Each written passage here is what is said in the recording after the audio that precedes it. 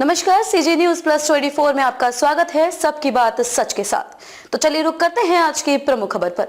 विदेश मंत्री एस जयशंकर द्विपक्षीय वार्ता के लिए पहुंचे यूएई। अबू धाबी में हिंदू मंदिर का किया दौरा। विदेश मंत्री एस जयशंकर संयुक्त अरब अमीरात यूएई के अपने समकक्ष अब्दुल्ला बिन जायद अल नाहयान के साथ वार्ता के लिए रविवार को अरब देश की यात्रा पर पहुंचे हैं।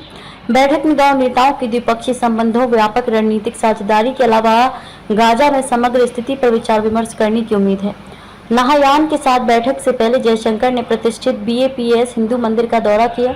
बीएपीएस मंदिर का इस साल 14 फरवरी को प्रधानमंत्री नरेंद्र मोदी ने उद्घाटन किया था। मंदिर की यात्रा के बाद जयशंकर ने एक्स पर पोस्ट कर कहा कि अबू धाबी में बीएपीएस हिंदू मंदिर का दौरा करके धन्य हो गया। भारत यूएई मित्रता का ये स्पष्ट प्रतीक दुनिया को सकारात्मक संदेश देता है और दोनों देशों के बीच वास्तविक सांस्कृतिक सेतु है।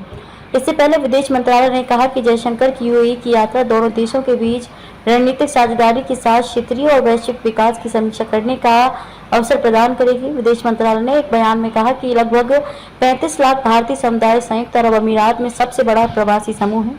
जयशंकर ने अबू धाबी में किया योग। विदेश मंत्री एस जयशंकर ने रविवार को अबू धाबी में 10वें अंतर्राष्ट्रीय योग दिवस समारोह में भाग लिया। जयशंकर ने संयुक्त अरब अमीरात में भारतीय राजदूत संजय सुधीर के साथ लोअर अबू धाबी में योग दिवस समारोह का नेतृत्व किया।